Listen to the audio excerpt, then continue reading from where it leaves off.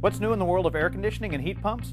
Well, today on our Dare to Compare tour, we'll discover several unique and patented manufacturing processes developed and engineered to make selling and installing our products as easy as possible. Let's get started. We're here with Rizik Ghaffari. How you doing, Rizik? How are you? Real good good. To see you, Mark. Rizik's the Vice President of Cooling Manufacturing. Rizik, give us a quick overview of this facility. Sure, Mark. This facility started in 1982. This is a cooling facility. It makes condensing units and heat pumps. And we have 8 assembly lines. Start with the components here and there. Before you know it, the product is finished and complete and tested. And then we have the fabrication area, which is very equipment intensive. It's pretty neat to go and watch and see what we make out there. Wow, well that all sounds very interesting. So tell me, what's the biggest thing that you've got going on here at this facility? Well, let's go out and check it out. Sounds good. All right.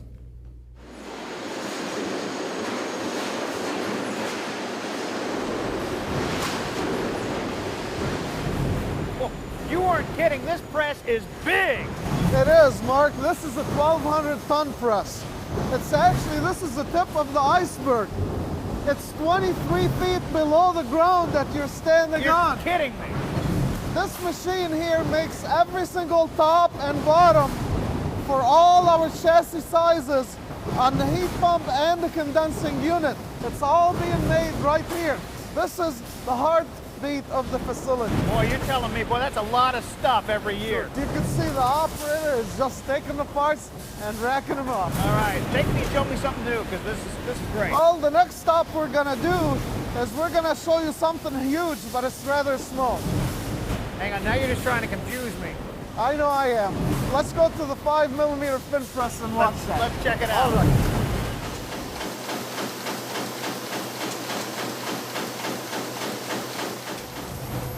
Okay, Mark.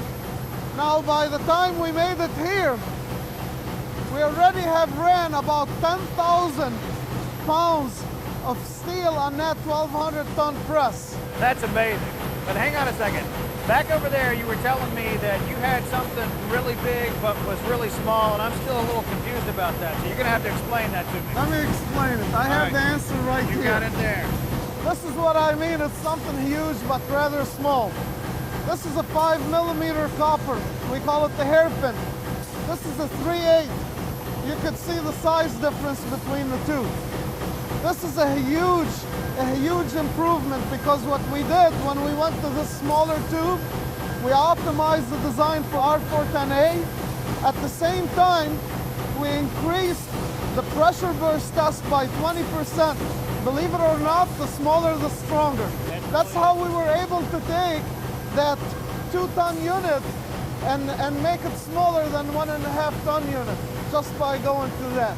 Wow. So you know, Mark, we have 4 pending patents in 13 countries. Okay, Rizik, earlier you were telling me about the 5mm tubing that you use and that the precision that's required in the manufacturing processes of that. Now, if I'm not mistaken, this machine behind us has something to do with that process, so why don't you tell me something about that? You're onto something, Mark. You're absolutely right. If you look at this process in here, what you're doing is you're taking the manifold and you're putting the stems or the little feeder tubes right onto the manifold. At the same time, you look and you see you have green hoses on there. Right. Those green hoses are hydrogen purged. They purge all the copper on the inside to make sure we don't have any contamination and keeps the copper clean on the inside. And once everything is installed and ready, you have also small little braze rings on there to make sure the amount of the solder is always consistent. So at the end, when you have a perfect product, it comes all the way around and it's always consistent. So you've got hundreds and hundreds of the same piece coming out exactly the same. Taking the human element out of it. All you have to do is load into the fixture. That's all you do.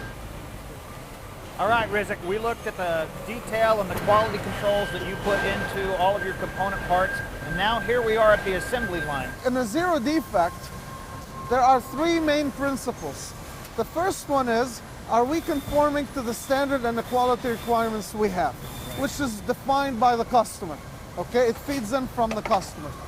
The second pillar in the zero defect are we making sure we're preventing errors and mistakes before they happen. Let me show you an example. Okay. An example of error proofing is this screen right in here. This is one of the visual factory that tells you, and it matches the part with the bill of material to make sure our operators are not making a mistake. Another one is over there to my right, and this system is called critical component scanning. If you see over there, there's a green check mark right now, and it went away. That tells you you had the right combination based on the bill of material, based on the right part number you're running down the line. So while you're working, all you have to do is give a quick look up, know that you're good, and it goes on, and you move Take to the the next. human factor out of it. You make the move to the next assembly. Absolutely. What next? And then what's next is every single unit gets 100% tested. Even though we have that high quality requirement, it doesn't mean that we do some and skip others. As a matter of fact, every single unit gets hooked up, and what we do, we stabilize the pressure inside the system. Then we apply voltage to the system, and we check for high pot. From that, it turns on the compressor at a low voltage to make sure your compressor comes on at the lowest voltage possible. Then your fan comes on, the motor turns on to make sure those two combinations are working, and it's looking for voltage and amperage. If you look on the units, you have an accelerometer where it measures the vibration on the unit. So while the unit is running, it makes sure we don't have any loose components, something didn't get tightened. We do a gross leak check on the braze line. We do a pressure decay, which is a gross leak check. Then after it passes those 200% check inspection, it goes through that booth right over there, and it checks for the fine little leaks. Now you've seen, Mark, all of our processes, all of the systems, and now this is why we dare to compare our potential customers to come and see us and put us against any of the competitors or the product out there.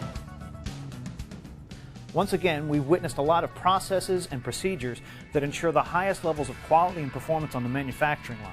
But to really appreciate everything that they've got going on here, you need to come and take a Dare to Compare tour in person.